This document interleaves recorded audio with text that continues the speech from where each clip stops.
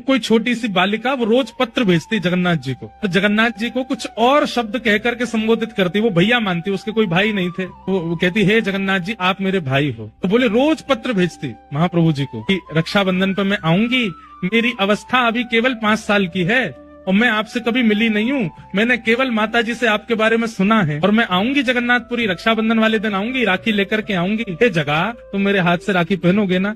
ऐसे बोले महाराज जी। वो रोज पत्र भेजती थी और हर पत्र में दिन लिखती थी, अब रक्षाबंधन में इतने दिन और रह गए, इतने दिन और रह गए, इतने दिन और रह गए। बोले मैंने वो पत्र पढ़े और पत्र पढ़ करके उनको पत्र वापस भेजा उसके निवास पे कि मैं मंदिर का ही एक अधिकारी पत्र लिख रहा हूँ, मैंने तुम्हारे सारे पत्र पढ़े और सब जगन्नाथ जी को अर्पित किए, रक्षाबंधन वाले दिन तुम आ जाना और मेरा दफ्तर यहाँ है, मेरे दफ्तर पे आके अपना नाम बता देना, फिर मैं तुम्हारा हाथ पकड़ के लेके जाऊंगा और महाप्रभु जगन्नाथ जी को राखी पहनवाऊंगा। बोले महाराज जी मैंने उसको पत्र लिख दिया। रक्षाबंधन वाले दिन मेरे को भी प्रतीक्षा थी कि वो एक छोटी लाली, उसके इतने पत्र आ चुके हैं, वो आएगी, उसको लेके मंदिर जाना है। तो बोले एक हमारा समय रहता है, हमको व्यवस्था देखने के लिए मंदिर में जाना पड़ता है, तो वो समय आ गया था, तो मैं अपने अधिकारियों को बोल गया कि ये किस नाम की कन्या आवेगी और वो मेरा पत्र लेकर के आएगी, मैं उसको लेके जाऊंगा फिर मंदिर। बोले हम व्यवस्था देखने के लिए गए, व्यवस्था देख करके आए, तो मैंने पूछा अधिकारियों से कि कोई लाली आई थी क्या छोटी?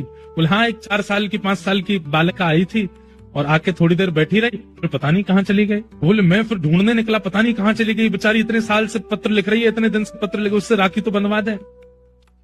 तो मैं जैसे ही दफ्तर से बाहर निकला वो आ रही थी, तो मैंने उससे कहा तुम वही लाली हो जो पत्र लिखती थी? उसका नाम पूछा तो बोले हाँ मैं वही हूँ। तुम क्यों नहीं रुकी, चलो मैं तुम्हें मंदिर ले चलूं, राखी पहनवा दूं। बोले मैं तो राखी पहनाया ही जगन्नाथ जी, तुम कैसे पहना के आ गए? बोले आप यहाँ थे नहीं, मैं आई तो मुझे किसी ने कहा कि आप तो अभी गए, थोड़ी देर बैठो, और पता नहीं कहाँ से एक भैया आए बाहर से और मेरा हाथ पकड़ के, गोरे चिट्टे भैया बिल्कुल इतने गोरे। वो एडमिनिस्ट्रेशन वाले बोले मुझे लगा कि भाई हमारे उड़ीसा में सांवले होते हैं थोड़े, गोरा कौन आया?